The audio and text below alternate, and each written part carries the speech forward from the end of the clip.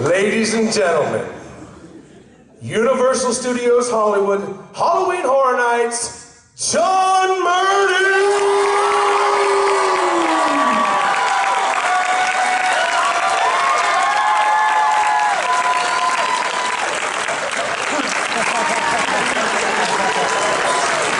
How you doing, ScareLA?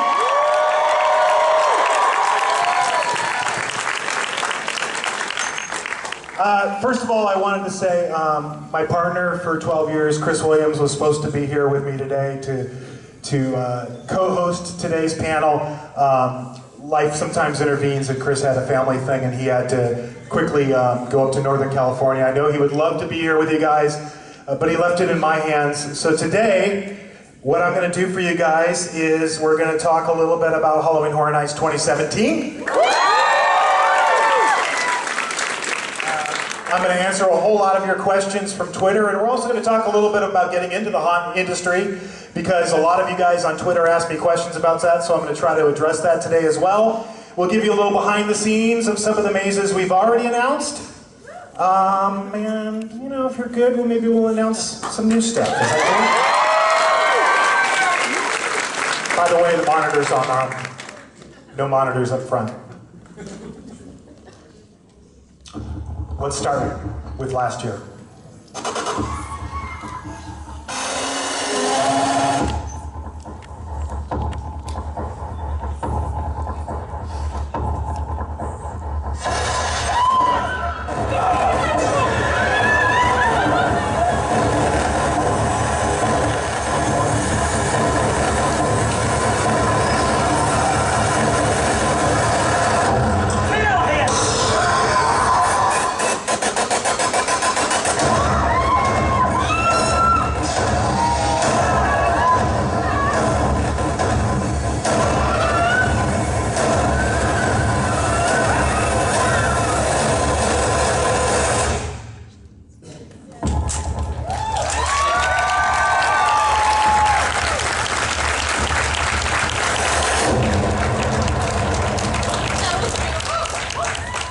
Came to Halloween Horror Nights last year. Thank you. This is my 12th year of doing Halloween Horror Nights after bringing it back to Universal Studios Hollywood in 2006. And if there's one thing that I'm grateful for after all these years of doing Horror Nights, it's all of you. Because without you, there would be no Halloween Horror Nights. So thank you very much. And as a special thank you today, at the end of the panel, I'm going to ask a special trivia question, and we're going to give away to one lucky fan in the audience front of line passes to Halloween Horror Nights 2017, and an exclusive behind the scenes tour with yours truly.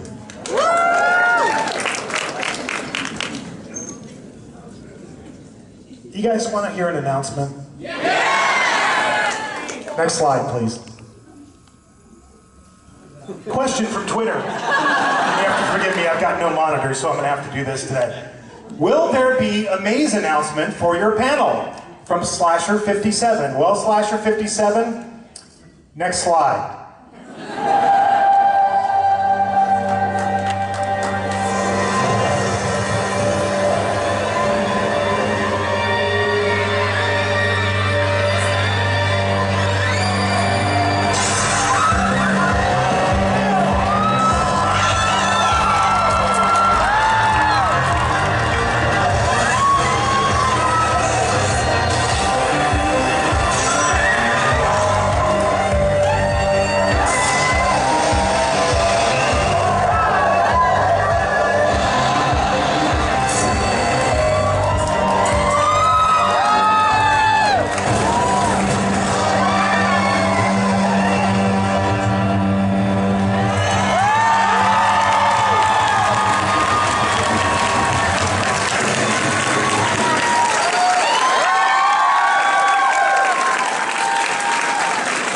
Can I have the next slide?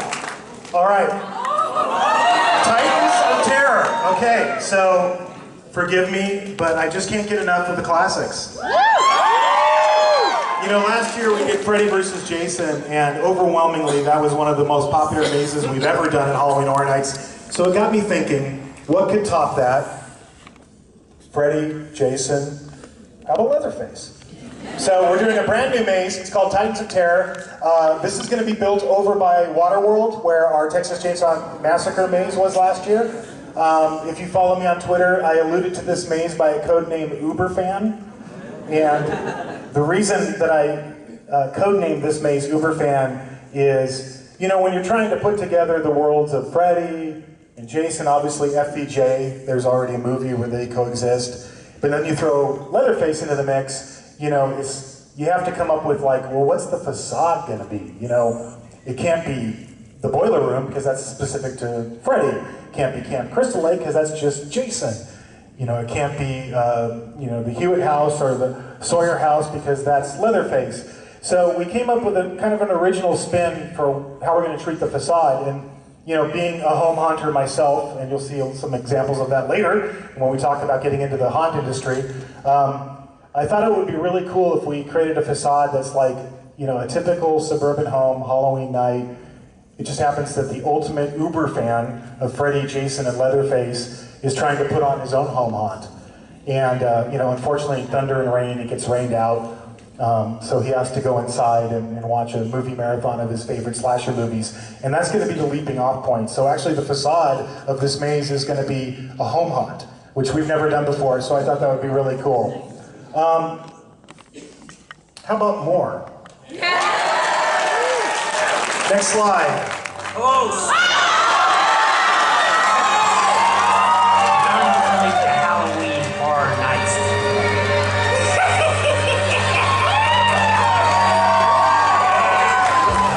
I'm enlisting some of my pals to join in on our little rampage on you goodies. I can get it. Freddy, Jason, and Leatherface. And of course, yours truly. It's us against your pathetic souls on the Titans of Terror train. After all, it's time to play. We'll be waiting for you.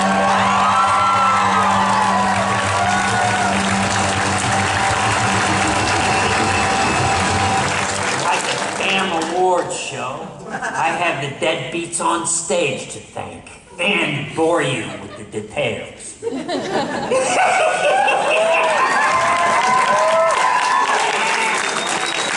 Dissed by Chucky again.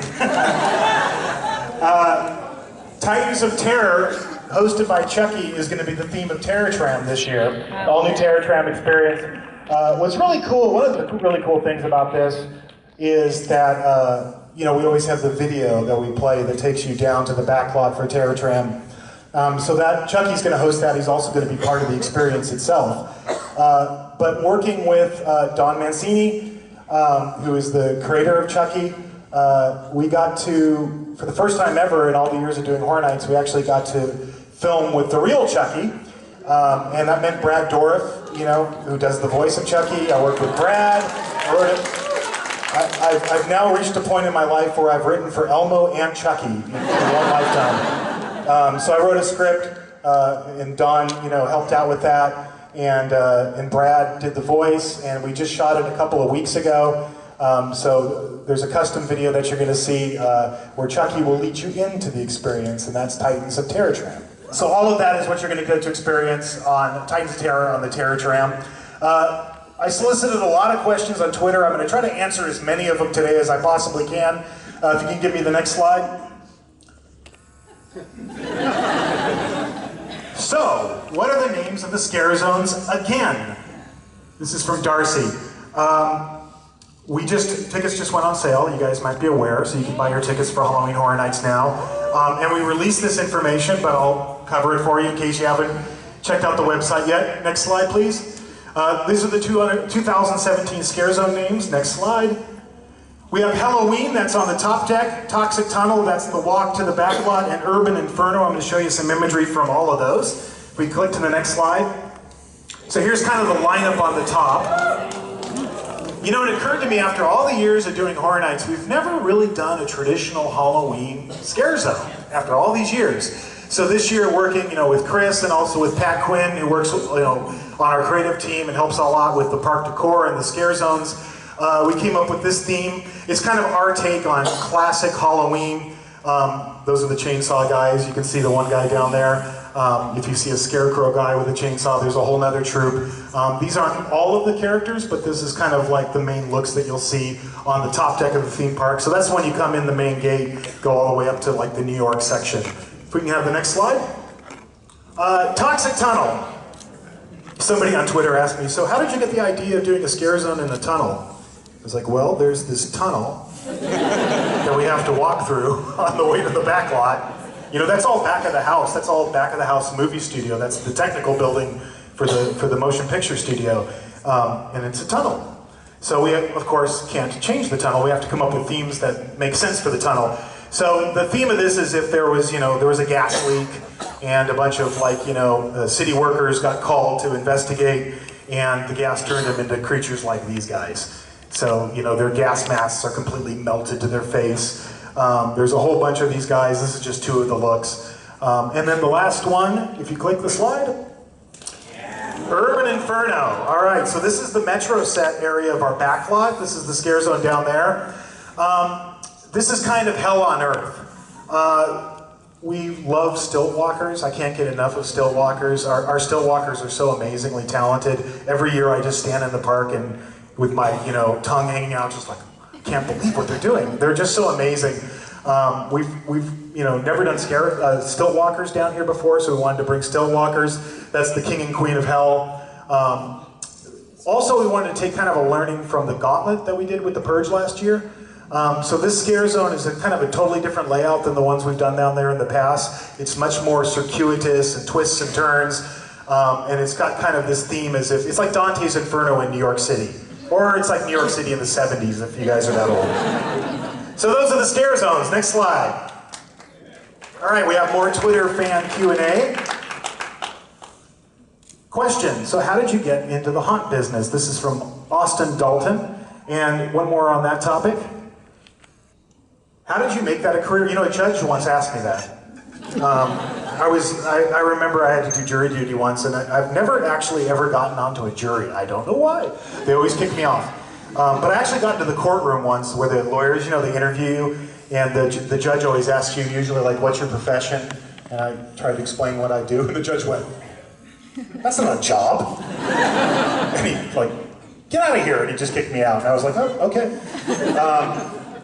But this is a good question, and it's apropos to being at a convention like Scare Los Angeles. How many of you guys are like home hunters? Anybody? Quite a few of you, okay. How many of you aspire to get into this weird, wacky industry that we're in? Okay.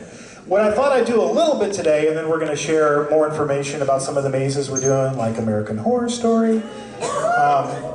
But what I thought I'd do, because this convention is a lot about the haunt industry, is just kind of explain to you a little bit about how I got to do what I do.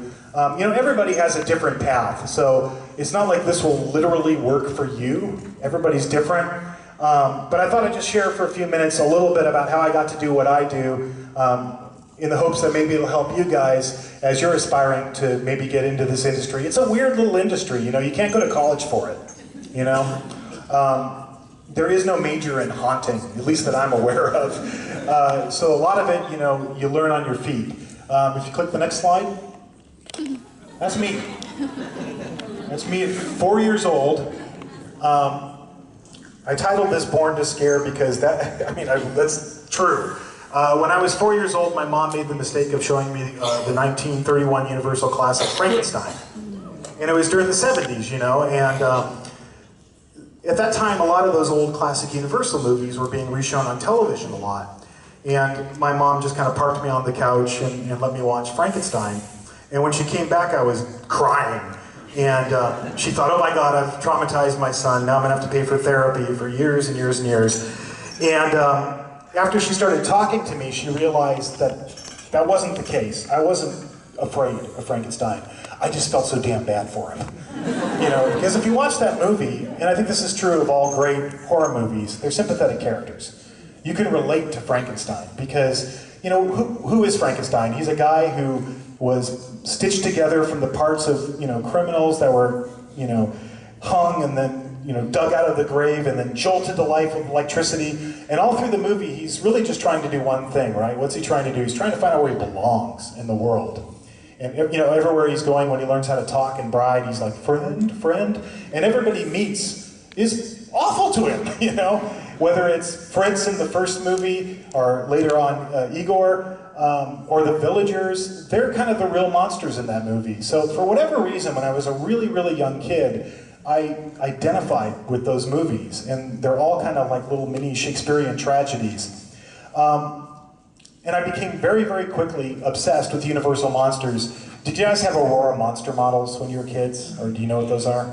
That's what you see down there next to my birthday cake. That's the Wolfman and King Kong. I wish I still had those, because they're worth a lot of money. My brothers blew them up with M80s on the 4th of July one year. And years later, I went up to my brother and I'm like, you know that creature, the Black Lagoon, that's worth like $1,500. And he blew it up. Next slide. So every Halloween, I had to be one of the Universal Monsters. I'm wearing a Ben Cooper shirt. Those are Ben Cooper masks from the 1970s. You can pretty much pick me out because I'm the monster in every picture. I'm Frankenstein in the first one. I'm Super Wolfman? I'm not really sure what I was trying to pull off there. I'm Wolfman in like a red cape. But even weirder, my brother Dan is a hippie, because that was actually okay, I don't know if you guys remember in the 70s, as kids, you'd go like, I'm gonna be a hippie. And your parents would go, okay, here's a pillowcase, go out, we'll see you later. And then I was the mummy in really bad sneakers in that last one. And ironically, my brother Dave was Alice Cooper that year. And after all these years, I've actually showed these pictures to Alice. So I was obsessed with Halloween, I was obsessed with the Universal Monsters, and of course that led to, next slide, going to Universal Studios. That was the place you could go where you could actually meet the classic monsters. Also, I have one in there from the old Movieland Wax Museum. Do you guys remember that in Buena Park? They had that Chamber of Horrors. That's the Wolfman from Movieland. That's my family riding on the little Model T at Plaza back in the early 70s at Universal Studios. And in that lower picture, that's me looking like in love with the Wolfman. Although the Wolfman looks like Michael Landon from I Was a Teenager. Well, he doesn't look anything like the Wolfman. I'm not sure what they were doing back then. But I would always ask my parents, can we go to Universal? Can we go to Universal? And I would go there all the time.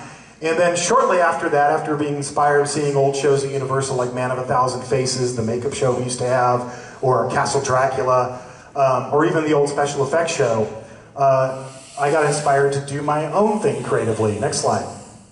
I became a home haunter at the age of 10. This is my infamous Star Wars haunted house. 1977, I was 10 years old. I'm the sand person. We made all these costumes because in 77 you couldn't buy anything from Star Wars. Nobody anticipated that Star Wars would be this big hit. So the first year it came out, there was no consumer products. Do you guys who are old enough, do you remember that? You had to like actually write in to get the action figures, and they sent you an IOU because they hadn't made them yet. Same thing was true of costumes. They didn't have costumes, so we made everything out of like paper mache and chicken wire. And then the bottom ones are later home haunts. I did it for 4 years. That's my mom and my grandma down there. And how many of you are parents that brought your kids to this, and this isn't really your thing, but you brought your kids anyway? Yeah. You're doing a really good thing. Seriously. If there's one thing, yeah, absolutely. My mom's a Catholic theologian, author of multiple books. My dad is a businessman, not a creative bone in his body. But they supported their kid, and they let their kid do this crazy home haunt in their house. It started off really, really small, but by the end of it, I was like, Dad, you can't park in the garage. And it's like, August. I got to build the pendulum scene in there.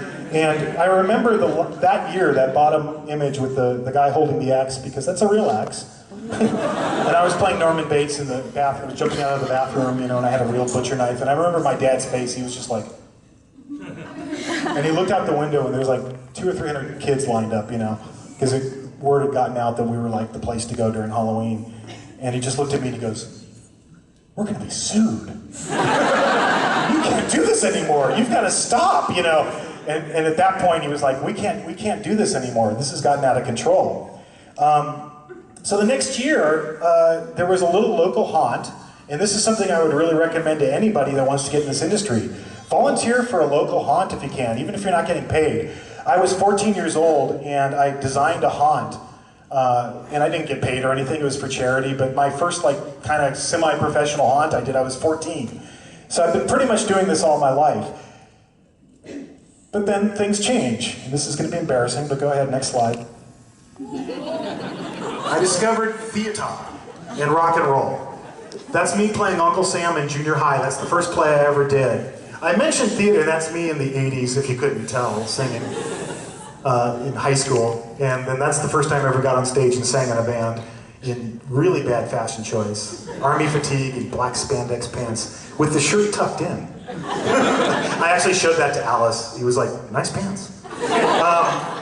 I show this because theater is a great background for what we do. When you think about it, in theater you have sets, you have lighting, you have actors, you have directing, you have props, you have makeup, all the things we use for creating horror nights. Pretty much everybody that works on my team today has a theater background of some, way, shape, or form.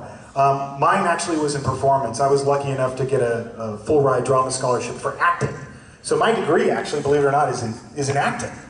I didn't end up as an actor, but it was a great foundation for learning, how to do what we do. So again, if you volunteer at your local community theater, it's a great way to learn. And that's really key to trying to get into anything, is just learning and the steps you take along the way. And life does this. There's all these, there's all these moments where you can either go left or you can go right. And you don't realize it at the time, but in retrospect you realize, oh, that made all the difference. That decision I made at that moment in my life. I'll give you an example of that in a second. Next slide. So, when I graduated from college with an acting degree, I became a tour guide at Universal Studios, 1989. That's me giving the tour in 1989. We have a great program at Universal with our tour guides. We do all kinds of acting showcases with them. We bring agents down. A lot of people who are tour guides have gone on to be actors, writers, directors, producers, casting agents. It's kind of like the modern day equivalent of working in the mailroom, like back in the old 1960s studio system days. These days our tour guides are kind of like the ambassadors to Hollywood. And so I started as a tour guide. We had a great program where times have changed a little bit, but back in those days, you could call up on your days off and say, hey, I want to visit a set. We were filming Back to the Future 2 when I started, so I spent that summer hanging out on the set of Back to the Future 2, watching Robert Zemeckis direct that movie. I kind of learned directing, so whenever I film or direct anything for Horror Nights, I kind of learned that by just watching people on my days off working at Universal.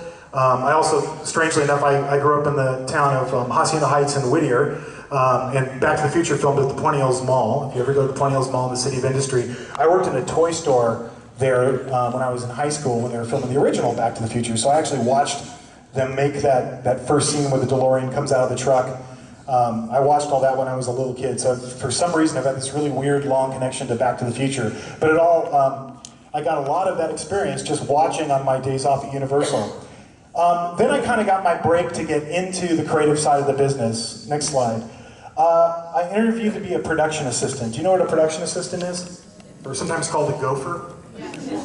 You're pretty much the bottom rung of the production ladder.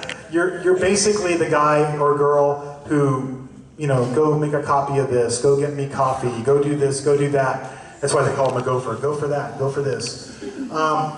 But I worked on, when we were building the lower section of the theme park, we were doing a show called The World of Cinemagic at the time, and it had Back to the Future, Alfred Hitchcock, and Harry and the Hendersons as its theme. So I was a production assistant on that. My dad gave me advice years and years and years ago, and I think it's great advice that I would give to anybody today. Whatever you're doing in life, whatever moment in life you're in, do it to the best of your ability. Doesn't matter if you're working at McDonald's or you're working on a production. The reason is quality rises to the surface, and if you work really hard, and people will notice you, and that leads to good things. Ironically, I got laid off. Thank you, Universal. I got laid off right after this project, because back in those days, it wasn't common for Universal to do new attractions every single year. It might be like 5 years before they do a new ride or a new show. It's a lot different today. And they had a very, very small group at the time. It was called Planning and Development. It's now called Universal Creative. So I literally got a pink slip when I finished the project, and I worked really hard, and I did everything that my dad advised me to do. But one of the guys who I worked for said, hey, we can't hire you, but there's a new company that's been around for a little bit of time, but they're getting in the theme park industry and they're looking for a coordinator. Why don't you interview with them? And I did. So I left Universal for 5 years. But working at this smaller company, they started to, I'd gotten into writing by this time, and they realized, oh, this kid can write. So they started letting me write, and that's kind of how, in those 5 years I worked for this other company outside Universal, I got a lot of my experience. If you click to the next slide, all kinds of stuff happened during that period. It's kind of an eclectic mix-up there. I worked on Jurassic Park, the movie, for 3 days. We were brought in to consult on the scene. Do you know Jurassic Park, you guys? Movie? Yeah. Remember the scene where Hammond's given the big business case, and there's the Mr. DNA, little video, and it's like this big slideshow presentation. The company I worked for at that time did big multimedia shows, and this is the days of slide projector shows. So we got brought in by the producers to consult on how that scene should be filmed, and like the theme park aspects of the movie. So I worked on the film for 3 days. I don't have a credit or anything, but I worked on Jurassic Park. I worked, he was dead by then, but I worked for Elvis Presley. I designed this big, huge show in Las Vegas that never got built, but I went to Memphis and hung out with Elvis's family and wrote this whole big show for Las Vegas that never saw the light of day. Did a whole bunch of other projects in Las Vegas, the Luxor and the MGM when that theme park was there. My band at that time was kind of going strong. That's the picture at the bottom. And I wrote my first and only movie, which is horrible, and I don't advise you ever to watch it. It was called Rock and Roll Fantasy. So even though I didn't, decide to be a screenwriter, I got a lot of experience writing and being at that company. So after 5 years, I came back to Universal. I came back as a freelance writer, and I did that for like a year, and then eventually they were like, "You're here all the time. We should just hire you." So I started out as a show writer, and then I became a show writer, producer. If you click the next slide. Worked on a ton of projects working with Universal Creative, literally everything from Sesame Street for Japan, for the 3D movie in Japan, to the Mummy ride here in Hollywood, to the reinvention of the studio tour, to special effects stages, and a bunch of other projects. But when I was starting out, I would maybe write 40 different concepts for every one that ever got produced. And it was really, it was a time in my career where I was like, gosh, is anything I write ever going to get produced? And I would just work on a concept or a treatment, and I'd write it, and I'd write it. And it took probably a couple of years till I actually started to get stuff actually produced. One of the earliest ones was the reinvention of the studio tour in 2000. The first thing I actually got into that park were those movie posters that are still there as you go down the hill. I did that, in 1999. And then I got to oversee putting video on the tram and working with directors like Ron Howard and Steven Spielberg and all these people. And of course, the last thing I did with Universal Creative was the Mummy ride. And then right after that, I got a phone call, and at this point I'd relocated to Orlando because they decided to move the creative group out to Orlando. And it was the general manager of the park in Hollywood, and he goes, "Hey, we're thinking of bringing Horror Nights back." And at this point, do you guys remember we hadn't done it in like 5 years or something? We were out of the business completely. And so I went to everybody I could find there in Orlando who'd been doing Horror Nights and said, "Well, what do you think? What do you think?" And they're like, "Don't do it. You design rides. Why would you want to do that?" And I was like, I started as a home hunter. This is what I love to do. So every single person said, "Don't do it," because LA is the most competitive market in the world for this kind of thing. So I just had that feeling. This is one of those moments. You go left or you go right. Same thing for when I, got my original pink slip. I could have gone back to the tour. I could have hung out with my friends, and I had all my, social set with tour guides at that time. But I decided to try to go to the next thing, and that's what I mean about the paths in life. Looking back on it now, that decision to not go back to the tour was huge. It got me into the door in the themed entertainment industry. The decision to come back to Hollywood and do Horror Nights was huge. It's my 12th year doing Horror Nights, and I get to do what I, dreamed of doing when I was 10. Thank you. Next slide. And, kind of the rest is history. But my thing with Horror Nights and what I really, and Chris, I should, of course have to mention Chris. Chris is like the Michelangelo of Horror Nights, and I'm like the P.T. Barnum. Chris is the true artist. He's our art director, production designer. He designs all these amazing mazes. But we've had this really long partnership together, and early on, Chris and I decided this is the way we're going to work together. If we both don't agree, it doesn't go in the maze. And we've kept that to this day. We have to both mutually agree. We argue a lot, but unless we're both on the same page, it doesn't go in. My thing is, having been around Hollywood a long time, that's what I wanted to bring to the event. I wanted to create what I call today living horror movies, right? I wanted to license, Nightmare on Elm Street and Texas Chainsaw Massacre and Friday the 13th. And I wanted to put you guys in the movie so that you felt like you walked through the silver screen and you're living your favorite horror movie. So that's the brand that we established for ourselves, and 12 years later, that's what we're still doing. So that's just a little quick bit about like how I got to where I am. What I would say to all you guys who want to do this for a living is, if you have a dream and it's something you want to do, you got to go for it. And for all your parents that are cool and support you and bring you to these things, that's what I mean about you're doing the right thing. My parents, I'm sure in retrospect they were terrified. Their kids are 2 musicians and a carny and my sister who's a social worker. But all of us are working in the entertainment industry. Both my brothers are professional musicians. I'm doing what I'm doing, and they had faith in their kids and they trusted that their kids' passions. It's not enough to have passion. You have to have luck. You have to have breaks. You got to work hard. But if you do believe that this is what you want to do, you got to at least try to go for it. So that's my message to you today. All right, let's go. On that subject, I get asked this all the time. When are internships for HHN usually posted, and do you have to be a student to apply? I'm just going to put it up on the screen. Next slide. Yeah, there is a program. It's called NBC Universal Campus to Careers. It's an internship program for all of Universal. So that's the movies, television, it's everything. But if you look it up online, Campus to Careers, it is through schools. It's a school credit program. But that's how we hire interns. So if you've ever wanted to know how you get in as an intern, that's how you get in. If you ever wanted to look for a job, that's where you look for it. universalstudioshollywood.com/jobs. And if you want to be a performer, ushauditions.com. Any role we're casting for the part, that always gets posted there. So those are 3 resources that you can use. All right, next slide. All right, more Twitter fan Q&A. Let's go to the next one. Where can I find a format for writing a house treatment? I get asked this all the time. I don't know. I kind of invented it. I just made it up. I'll put it up on the screen. Go ahead. It's a typical page of one of my treatments. This is from an Insidious maze from a few years ago. But basically what I do, and anybody can do this, is at the top these are all the disciplines that are affected by this particular scene in the maze. What the talent is, if there's hand props for the talent, what the scenic is, what the props and decor is, what the audio's doing, if there's video, lighting, special effects, and any particular notes. And then it's a description, and it's a narrative written from the guest POV as if you're walking through the maze. And I just kind of made that up years ago when I was trying to decide, well, how do I tell my team what's in my head? How do I communicate that so everybody knows what they have to create, build, buy, etc.? And once we do that, it gets broken down into what's called an element list. And it's just the boringest meeting you'll ever attend when we put these together. Because they're like 3 hours long for every maze. And we go scene by scene, and we pull up Chris's drawings, and we go, okay, there's a house. And it has 6 windows. And it has 12 shutters.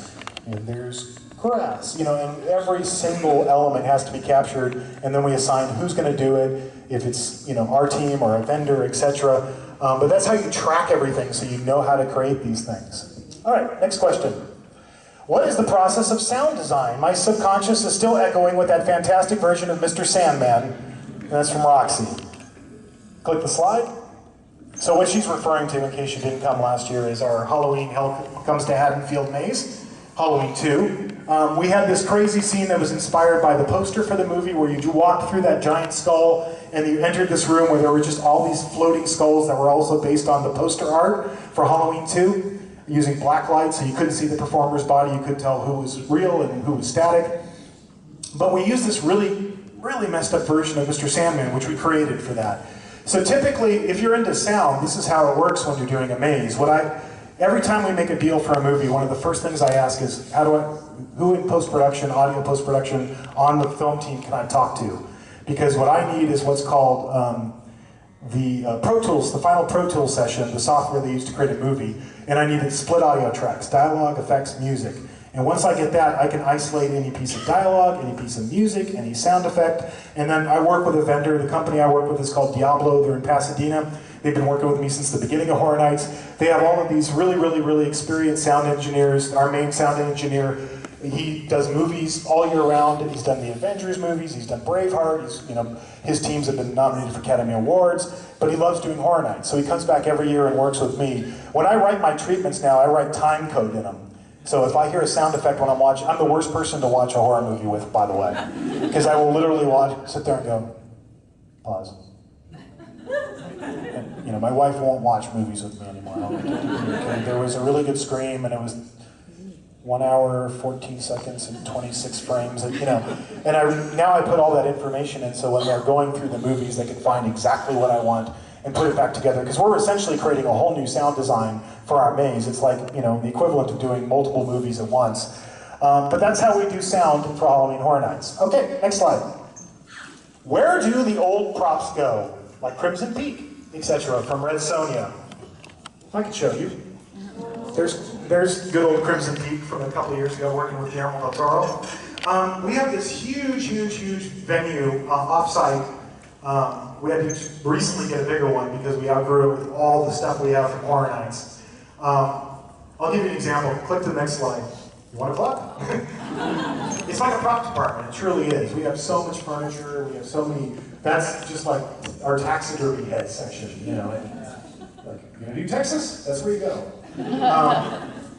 Bodies, chairs, furniture. It's like a giant prop warehouse, and we accumulate all of this stuff. And it's all computer. Everything's got a barcode on it. It's all in a database. So Chris and his designers can sit there and look through the book and go, oh, okay. Like this year's a great example. We're doing The Shining, right? That's early, 1980, but the furniture's all very 1970s. So he's got to find period furniture, period, even in the bathroom, period fixtures for the bathroom for room 237. And we try to find them first within our own inventory. And if we can't, then we'll go out and rent it from our own prop department, the movie studio, or purchase it and it becomes part of our inventory. Next one. What has been your favorite facade in all your years at HHN? That's always tough to answer. This is from Steven Guzman. Next slide. I put several of them up here. For the 3D mazes, to me, Alice Cooper, Alice Cooper Goes to Hell. I really like that facade. I love The Thing. That's what you see with the snow up there that we did back in, I don't think it was like 2011 maybe. Of course, we built the Slaughtered Lamb for an American Werewolf in London. That was awesome. I loved what we did with Exorcist last year. Looked exactly like the movie poster. And Krampus was one of my favorite facades. I love that too. But I actually do have a favorite. Next slide. La Llorona. I'll just really quickly tell you how that came to be. Next slide, please. So, does that look like the facade of La Llorona?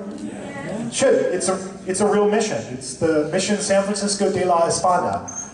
Anybody know where that mission is? You'd think San Francisco. No, Texas. Don't ask me why. It's in Texas. Chris came across this in his research. Chris and I do a bunch of visual research when we're building mazes. When we were doing La Llorona, he came across this and he showed me this picture and he goes, do you see it? And I said, well, I see the mission. He's like, no, do you see what I see? And I'm like, what? And he goes, look. 2 eyes, a nose, and a mouth. And I was like, oh, that's cool. So when you were standing out in front of that, there was a big lighting change where we lit through those 2 windows, the lower window and the door, to make it look like this big, fiery, evil face. Then Chris took that and did a color study, so if you click to the next slide. That's Chris's, basically telling our scenic department this is what we want it to look like. And then the final product. There you go. I always thought, Chris has done some amazing work over the years. He's so talented, an art director and production designer. But I've always felt like that, to me, that's his best facade that we've ever done together. I just thought that was amazing. We did it twice. And even though we have, databases and barcodes and all this, the second time we did La Llorona, I remember when we were on site and we were building it, and I went up there and I'm like, where's the bells? We can't find the bells. Can't find the bells. The bells were all custom sculpted, we didn't buy them, we made them, So we had to make the bells all over again because we just couldn't find the bells. When you're dealing with millions of pieces of inventory, sometimes things get lost. Okay, next slide. What's the most brutal scene you've ever had to work on in a maze? And again, there's lots of options. This is from Ethan. Next slide. I put a few up there. The rack from Saw, that was one of the most horrifying traps the performer can actually control, his bones being broken. Last year we did that body chop kill with an effects table with a performer where pieces of his body were just everywhere. I thought that was pretty crazy. At the bottom, that's our first Texas Chainsaw Massacre maze. That's what we call the face peel. It's the guy's wearing a prosthetic of a skinned face, and then there's a second prosthetic that has a bunch of tiny little magnets in it. You could literally rip the face right off the guy, and it looks like you're peeling his face off in real time. That's actually Toby Hooper, the director of Texas Chainsaw Massacre. He came and saw it, and everywhere he went, he was like, oh, I gotta get a picture of that. But I do have an answer for this one as well. Next slide. To me, this was it. We knew this was edgy, when we were doing it. I didn't have kids when I did this. Now I think I'd have a much harder time with this. But if you know the story of La Llorona, that's the story. So that's what we had to do. It was pretty ingenious the way Chris built this particular scene. The water was only like a couple of inches deep. It was using like pool liner, and then you dye the water to look that murky color of brown, and then he took the bodies of the kids and he cut them, like bisected them, right down the middle. So if you actually pulled that kid out of the water, it would just be, no face, no nothing. It was just cut in half so that it looked like it was, floating in the water, but the water was only like that. But to me, that was the most disturbing scene I think we did. Except we have a new makeup this year that I think might be more disturbing than that. So can I show it to you? Yeah. All right, let's go. That's the concept art. I'm not going to tell you what this is for. You're going to have to figure it out later. No, it's not Walking Dead. It's something else. Here's the makeup sculpt that our makeup artist, Kat McGee, just sent me this week. Next slide. That's nasty. And the idea with the eyes, we're hoping we get some free animation with that eyeball. So that's one of the hundreds of sculpts that Pat McGee and the DFX are working on right now for Horror Nights. And again, I'm not going to tell you where this is. You'll find out when you come to Horror Nights. All right, next slide. Another Twitter question. What can we expect from the Roanoke maze? How many of you guys are fans of American Horror Story? So, did you go to the maze last year? Yeah. So obviously last year we did 3 seasons, right? We did Murder House, Freak Show, and Hotel. And we were going to do that again. That was the plan. We're going to do the other 3 seasons. We'll do Roanoke, we'll do Asylum, we'll do Coven. But as we started to really get into the research, particularly with Roanoke, as I was going through Roanoke, Chris and I just kept going, God, this is like a whole maze unto itself. And I started thinking like, maybe I want to save Asylum, and maybe do like a whole maze on it one day. So what we decided to do this year was actually do, instead of a compilation of 3 seasons, just do 1. I mean, that show has so much content. There's so many different things you could pull from. So that's one of the things that's different about American Horror Story. I'll show you a little bit about what you can experience in the maze. Go to the next slide. Should give you an idea.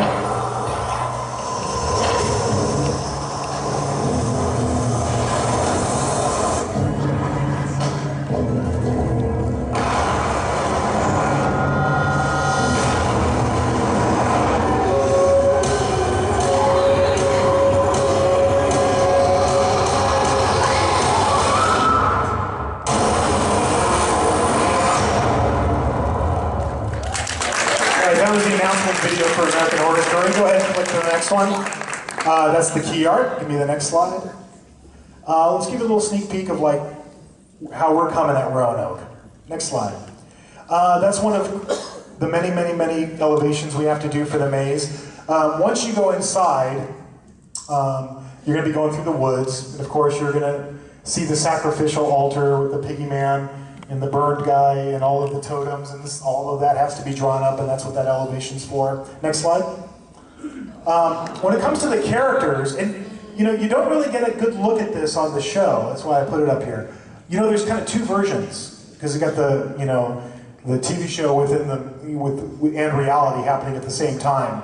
So we opted to go for the second half of the show when the real Butcher shows up, because we noticed all of those characters were like scarier and creepier looking. So of course you're going to run into the Butcher. Click next slide. That's our concept sketch for the Butcher. Next one. That's one of the many bad things the butcher does. We want to do a scene where she's disemboweling somebody live right in front of you and literally pulling his intestines out live in front of you every 10 seconds. So we had to come up with a cool little effect for how to do that. What's really cool is that there's the facade out front, but then there's the house, right? Next slide. I'm sorry, that's the butcher. That's the sculpt for the butcher. Next slide. The house. So there's a whole other facade inside the maze. So once you get into the tent, we built that whole damn house. So I was looking, it's in the construction phase right now, and I walked through there the other day and was like, ooh, there it is. And of course we want to take you through that house. It's such a cool environment. If you give me the next slide. The totems, next slide. The pigtails on the wall, classic, wiggling. Next slide. Piggy Man. And I think I have the sculpt for this. Next slide. One of the things with Piggy Man, that pig head is huge. If you look at that picture, how is the performer going to see? Because the eyes are like here. So we had to kind of devise a way for the performer to see, and I think I have the sculpt on the next slide. Yep. So that's the makeup sculpt. We're going to create areas that have screens that we're painting so the performer can see, but you won't be able to pick up on them. Next one. That's his little hooves. Next slide. Of course, the nurses in the dining room, where they spell out murder on the wall. And the nurses, again, in the second half of the season are really creepy. If you go to the next slide, you don't really get a good look at them on the show. It's really fast, but that's what they look like. Next slide. Take you down to the basement. Next slide. We're going to go in the tunnel. That means we're going to run into Edward Mott and Chins. Go ahead. That's our concept art for how to do, the candle, when he was holding the candle, he would look ghoulish. So we're trying to create that look. Next slide. That's the sculpt we're working on for him. Next slide. Of course, the candles. If we were doing a mashup of like 3 seasons, we'd never be able to fit all these scenes in. That's one of the reasons we did what we did. We're going to take you into that candle shot. And then at the very end, next slide, surprise I did. So last year, we did a thing where we ripped on the opening title sequence, where the monkey and the freak show with the symbols. There were so many cool things from American Horror Story that don't end up in an episode, but are part of that world. We have a new one this year. I'm not going to say what it is. You have to wait, because it's really, really cool. It's going to scare the hell out of you. All right, next one. Twitter fan Q&A. Will we ever see Hollywood Harry again? Did you guys like Hollywood Harry? Yeah! Cool. I don't know. He went up into the hills. God knows. He may come back, he may not. Next slide. That was him out there in Terror Tram last year, but I thought I'd just really quickly tell you where he came from. Something me and Eli Roth cooked up, but go ahead, next slide. There's 2 inspirations for Hollywood Harry. On the 50th anniversary of the studio tour, I'm kind of the de facto historian for the theme park and the movie studio. And I was going through all these old pictures of the tour back in the 60s, and I came across this. I don't know who the hell that is. I have no idea. Some freaky clown riding the tram, and it got me thinking, I'm like, what? Was he the mascot for the park in '64? What was he? Where did he come from? And I haven't been able to find that out. And there's one other thing that informed this story. Do you know who this guy is, Pete the Hermit? This is a forgotten piece of Hollywood history, and it's really weird, but it's a true story. And real quick, I'll tell you, because I know I'm getting close on time, but I'll tell you the story. So years ago, Universal was founded by a guy named Carl Laemmle. And his daughter, up until a few years ago, his niece, her name was Carla, was still alive. She was in her 90s, and she lived in, I think, Toluca Lake or Burbank. She lived close by. So years ago, I arranged to interview her because I knew that she grew up on the lot. She told me all these stories about, she was in Phantom of the Opera. She could remember the silent film Phantom of the Opera and working with Lon Chaney. She was in the opening shot of Dracula. She can remember all that. But I really wanted to talk to her about what was the lot like in the silent film era. And she told me all these cool stories. When Halloween would come, they would actually set up like a haunted kind of like a walk in the woods. The special effects guys would set up something and the kids would have to walk through it. And I was like, oh, that's cool. But she told me the story of Pete the Hermit. So there was this guy named Pete. He was from the East Coast. He was like a banker. He was a businessman. And he came to Hollywood like so many people trying to get into the movie industry. And I'm not sure, obviously it didn't work out the way he wanted it to. So he ended up living in the hills around Universal, actually up on Beechwood Canyon. and raised goats. And sometimes would come down to Hollywood Boulevard dressed as Moses, with his staff and everything, with his goats. And he would direct traffic. And, you know, this is the beginning of what you see today in front of Groman's Chinese Theater. He would hand out postcards of himself, he would autographs. He was like the first kind of, you know, Groman's Chinese Theater cosplay guy, you know, except he was Moses. But she told me this story where she's like, oh yeah, and of course there was Pete the Hermit. He used to come down from the hills, and I'm like, what? And she told me this whole story about this strange guy who lived in the hills. So I combined the idea of this clown with this idea that maybe, you know, after he was unceremoniously kicked to the curb, he just went up in the hills, you know, and he's just living in the hills and, you know, living off of, you know, there used to be all these deer on the back lot, and I noticed over the years, I was like, where'd the deer go? Maybe he ate them, you know? And that's how, you know, Eli and I concocted the story for Hollywood Harry. And just a couple more images on that. That's an aerial shot of the back lot. You see all those dirt roads. Those are old fire roads that have existed since the silent film era. So if you go up there, they go all around the property. So that's, in our mind, we're like, what if he lives up there, you know? So that was part of the story as well. And then we had to come up with what he looks like. So the next slide is our concept art. That's the concept art for his face done by our very own Lucas Colshaw, who does all of our concept art for Horror Nights. Next. And then I had this idea that he found an old tour guide jacket from 1964, and he eats tour guides. And so all of those name badges are all the different eras of name badges in the history of the theme park. So as he kills people, he just goes, oh, okay, I'll, you know, put their name on my coat. So we had to reproduce old 1960s, you know, tour guide jackets. And then, next slide. And then we have the casting. This is Robert. Robert, did you guys go through Insidious a couple years ago? Do you remember the really freaky guy? He's got your baby. He's got your, that's Robert. Robert, when I cast Robert, when we cast him in that role and I was directing him, he was like kind of bummed. He was like, I want to scare people. I don't want to. And I'm like, dude, if you do this, people are going to love it. And I can't tell you how many people would ask me, is that a robot? And he was just on it every night. He was just lip syncing the track, but he was super creepy. So that kind of stuck in my head. So when I cast Hollywood Harry, I cast Robert. And he played him, he played the happy version and the scary version. And then, you know, we went out on the back lot. I didn't really tell anybody. I just put a camera crew with iPhones, because it was supposed to be found footage. I put all my cameramen on the tram, and we just said, okay, Robert, just walk out of the woods. And we just filmed stuff. And we did that for a whole day. And then I had the happy version of him up at City Walk. And I'd actually, you know, I'd notified everybody, hey, I'm going to be filming, I'm going to be up at City Walk. He's going to just be walking around with balloons and stuff. Something got lost in translation. So I showed up with Robert and a little film crew, and we were over by the old neon, you know, logo fountain to get a retro shot of him.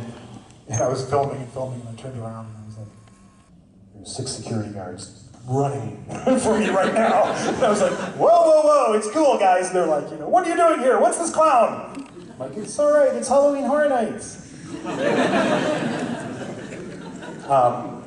But we did all this the crazy thing, I had lunch with Eli not too long ago, and we were talking about the viral. My idea was, we'll shoot it, and then you guys release it as a viral video.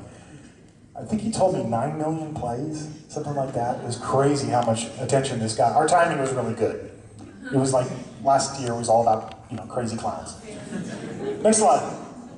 And then we created his whole backstory, so he was the host of a kids show, and then we photoshopped him into old historic pictures of the property. So it was a whole big production that we did, but you know, it's a really fun character. Yeah, who knows? Maybe we'll bring him back one day, we'll see. Next slide. Okay, another fan question. Why no more VIP? Miss the amazing buffets. Let's run a video.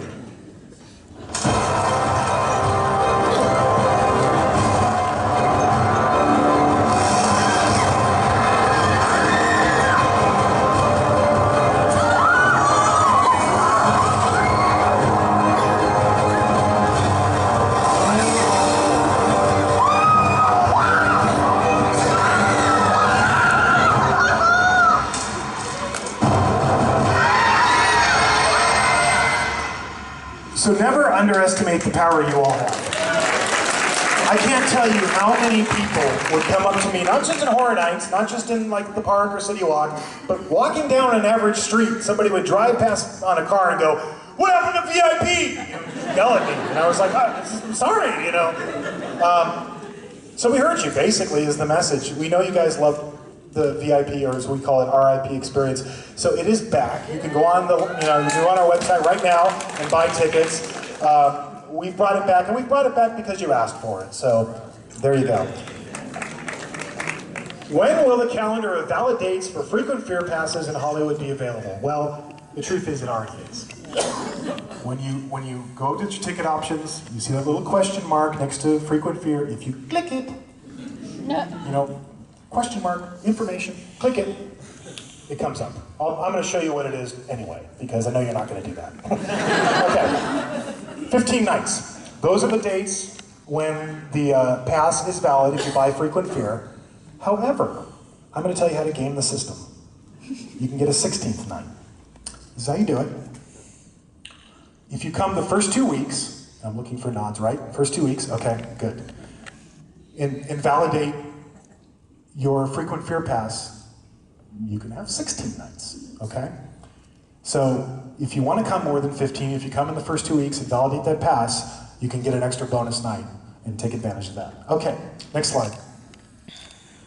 Will this be your last, everybody asks me this every single year, will this be your last year at Horror Nights? Crying face emoji from Black Iris. I set out to do 10 years, that was my goal, I'm on my 12th year. I live in 2 countries right now. I live in Ireland and I live in America, just the way things worked out in life. But as long as I feel, you know, our fans, I love doing this, and as long as our fans are passionate about what we do and we're passionate about what we do, you know, we hope to do it for years to come. So, thank you. Next slide.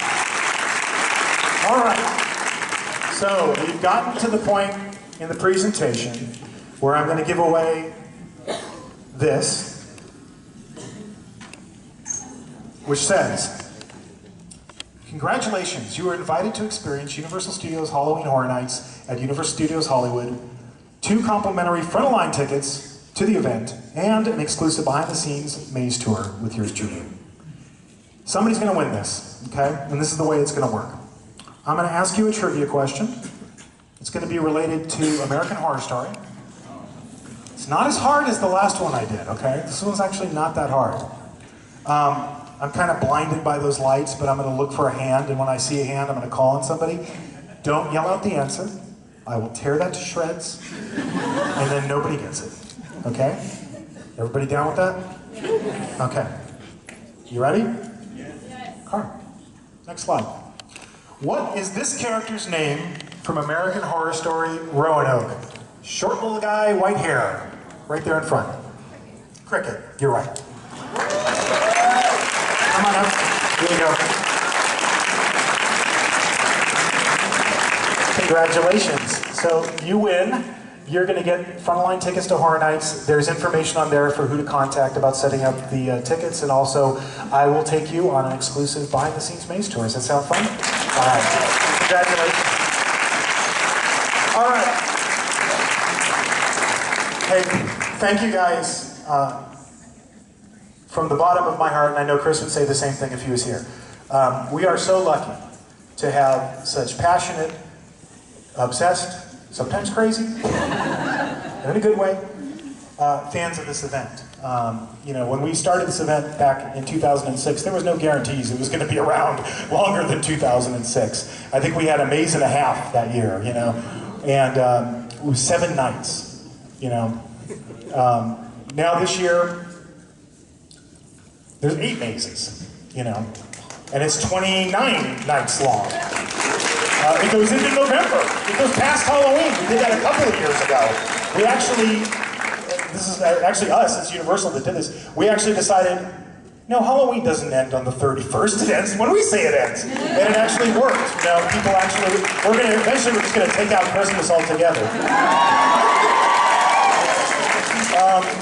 But the only reason that's possible is because of the support of our fans. And, you know, as a kid who grew up doing this in his parents' garage when he was 10 years old, thank you, thank you, thank you. You guys are the reason we do this. You guys, it's your passion. And I know a lot of you guys aspire to do this, and you're sitting out there in the audience and you're like, how can I do this? How can I do this? You know, there's a great line in Rocky Horror, right? Don't dream it, be it. I hope you guys enjoyed it today. Thank you guys for coming today, and thank you for supporting Halloween Horror Nights.